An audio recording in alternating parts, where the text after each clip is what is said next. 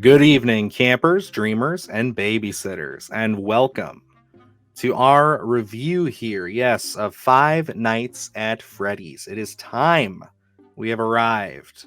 It's been a heck of a month with a lot of really nice, smaller releases that we've gotten to see. We've gotten to see some good films, some bad, some that we didn't like. Considering Blumhouse's last outing, The Exorcist Believer, was just okay. I think that there's a little bit more riding on Five Nights at Freddy's, considering I think that Blumhouse really needs a win on this one. And with all of the kind of shifting and moving around that they did, it's kind of making me feel like maybe this isn't the win that they needed. I don't know. Luke, how do you feeling about Five Nights at Freddy's before we sat down and watched it? Oh boy. The trailer looked fairly promising from, when we had taken a look at it. Seemed like the animatronics were on point. The feel was there. And we're not big Five Nights at Freddy's fans. We don't know too much about it. I've seen some of the video game. My wife plays it, but I don't know that much. I'm not like a huge fan. I don't collect anything, but it's one of those video games that you do see it's going to be adapted into an actual film, and if they bring that tension right, I think it could be done well. So I didn't have a dog in this fight at all. It was just something that was like, well, it could be fun horror. If they really lean into the wackiness and the gore and the horror, I think they could have a winner on their hands. So going into this, I was hesitant with the embargo, messing around of, not being able to get those reviews out a little bit later. So it was a little suspect, I think, but going into it, the jury was out. I definitely was hesitant though, I'd say.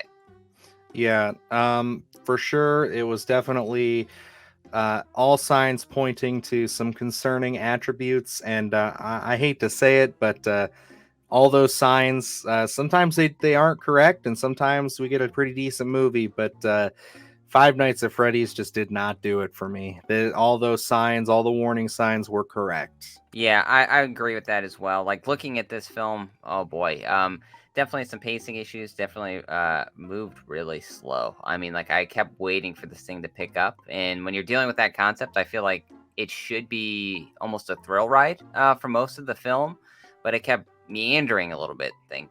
I was thinking, when are we really gonna get this going? And it would just kept um they would do something and then they would instantly slow the pace down, and I was just like, okay, I'm trying not to fall asleep during this viewing. Absolutely. And I don't think it helps that we didn't go to the theater to see this one. We stayed because they again they moved the release date so many times that it turned out that it was going to be on Peacock on Thursday night at 8. So we were like, why even go out? Like, let's just stay home and get this done. We got a lot of other videos we got to get done. So out of pure convenience, we stayed home. And yeah, I don't even think if I saw this in a theater, it would have helped any with the atmosphere or the pacing, because I was attentive. I watched. I was very into it. I barely played on my phone. I gave it to my son because he was kept asking for Mickey Mouse the whole time. And I gotta say, yeah, the pacing of this movie is just, you're waiting for it to start. You're waiting for things to get going, and then even by the time that things do start get going, and we're kind of getting to this point where it's like, yeah, we're seeing what we're here to see with the animatronics and stuff. It's just, I'm so ready for this to end. I'm just like, this is all that you have to offer. Yeah, and looking at it where the animatronics are what everyone came for. We really want to see the gore, the guts, at the hands of these wild looking animatronics that are really well done. Yes. And they are on screen, but it just seems like they don't do that much. It's just kind of, they have, again, some minor moments, nothing that's really like, as the credits are rolling, that is going to stick into your head to say, wow. They really, push the envelope in a certain sense. They didn't really do anything there. It's just kind of, you see these things move around. And a lot of stuff, oddly enough, seems to happen off screen. Yeah. It's one of those things. I think that, what is this, PG-13? Hmm. So yeah, they're catering to a younger audience, and I figured we weren't going to get absolute gore in this, but I thought we would get a little more than what we did end up getting.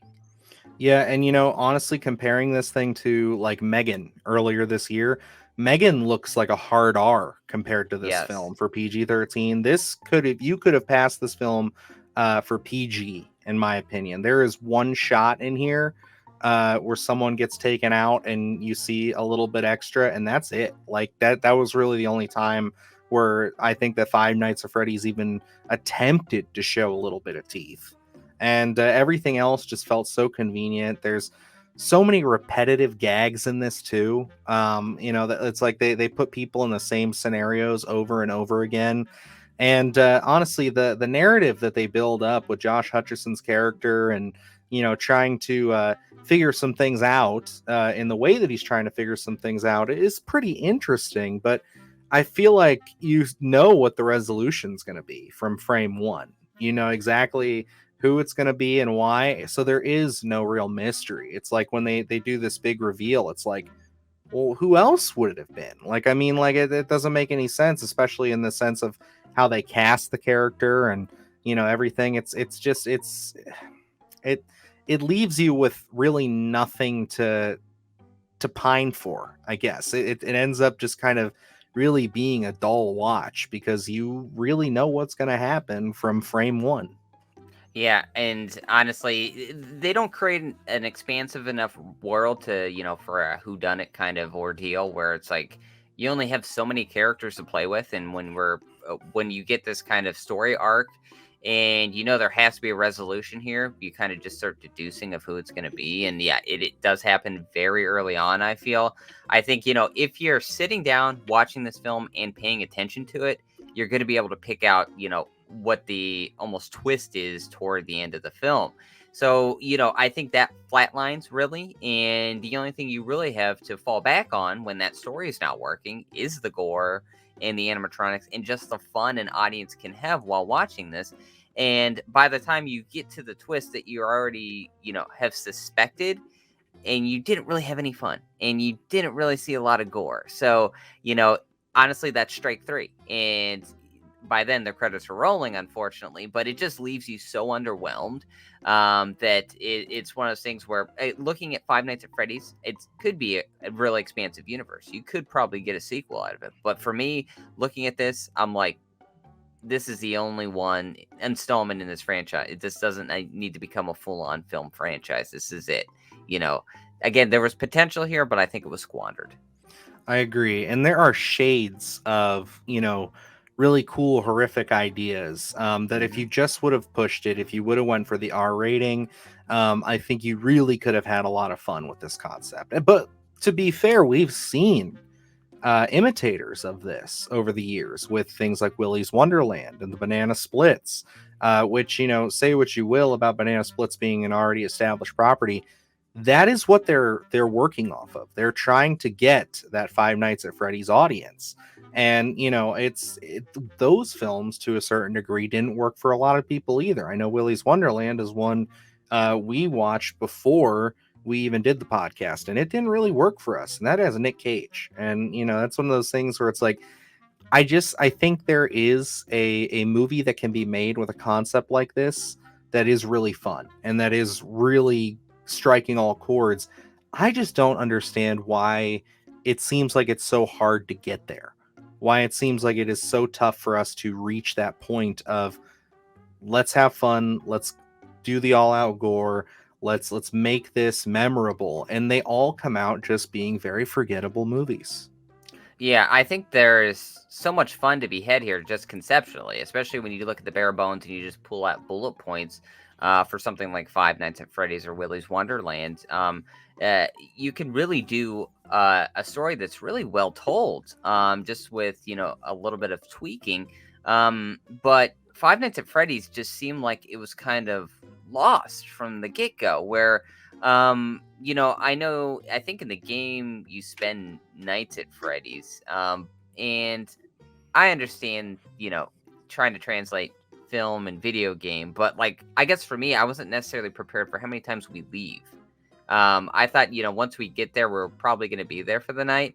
And that's really not the case here. So it's kind of like for me, it really was I had trouble kind of getting in the mood where it was just like, we're leaving, we're not there, we're there, we're not there, we're there, and then it's just like, okay.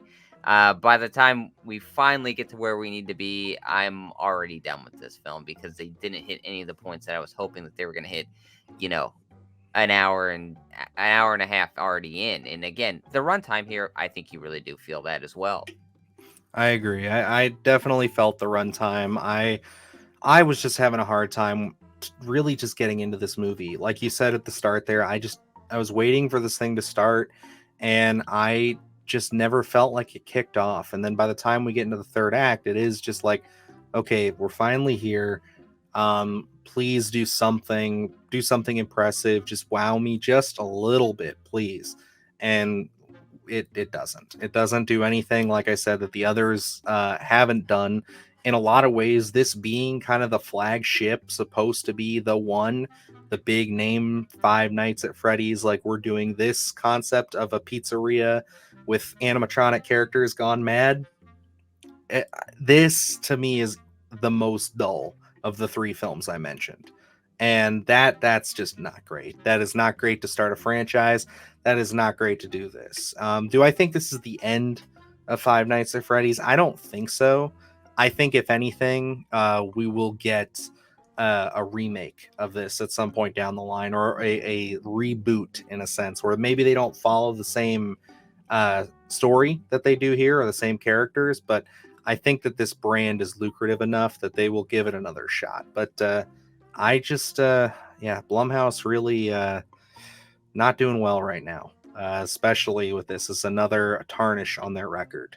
At least they're consistent. Looking at this, conceptually, again, I think you shouldn't have a hard time building tension and have that bringing the terror in a sense. And looking at this, I think the aesthetic of the actual uh, pizza place. I keep forgetting what it's called, but um, you know, having this kind of almost abandoned feel to it, I feel like there should be a lot more tension, especially when you're dealing with these animatronics that are supposed to be killing people.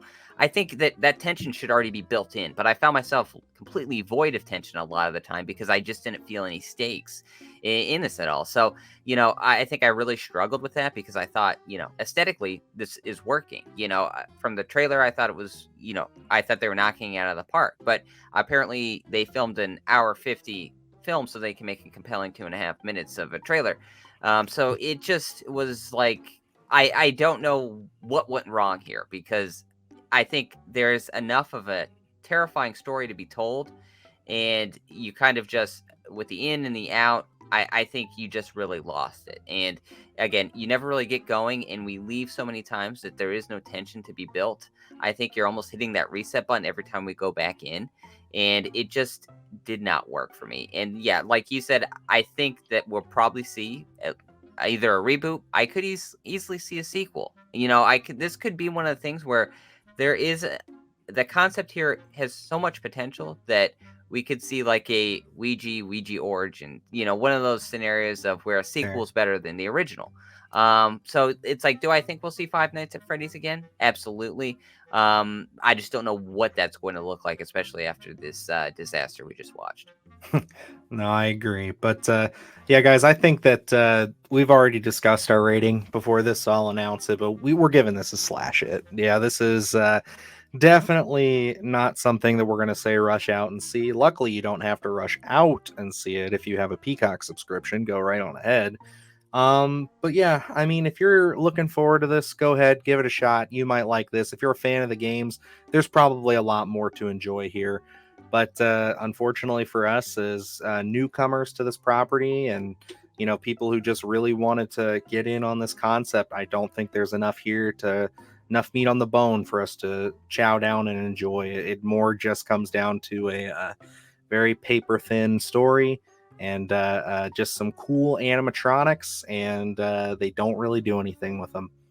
So yeah, that's unfortunate for Five Nights at Freddy's. Definitely not where I hoped we would be when we saw the trailer a few months ago. But hey, that's the name of the game. Like Luke said, hopefully I actually like that outcome better, where we get kind of the Ouija 2 timeline or setup. I would like that, but I guess we'll just have to wait and see. And I'm really curious to see where this film is going to sit in just a couple of weeks, box office wise, and also just reception wise, because it's already not looking too positive.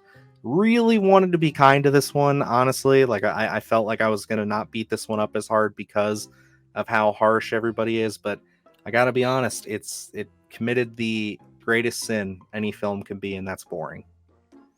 Yes, it's one of those things where I think, yes, you're sitting at the convenience of your own home, but if you tell a compelling story, you're glued to the TV as you're watching. But this one, you know, I it's hard to really sit through. It's hard to kind of grab your attention. I think you can get distracted easily because of so many moments where there's not really that much happening. So yeah, I think this is going to be a real rough watch, but this one could be a fun time at theaters for kids. I don't know. It's PG Hmm. 13. Maybe it could be a fun family outing since for us it is light on gore. Who knows? But for here, just didn't knock it out of the park. And yeah, it does fall into that slash it. Absolutely. But alrighty, guys, it's going to wrap us up here for our review of Five Nights at Freddy's. Let us know what you guys think. If you're a big fan of the series, did this hit any marks for you? Was this something that you were really pining for? Were you happy for it? Or are you just feeling the same way we did, and that this is just another one of those Chuck E. Cheese gone crazy stories that just didn't work out? Again, we'll get there one day. I think that somebody's going to crack that code. Just gotta figure out that formula. I think that it's there. I think it's fun, but apparently not fun enough in 2023. So, alrighty, guys, that's gonna wrap us up here. So until next time, I am Dylan Newell, And I'm Luke Janesco. and remember, stay scared.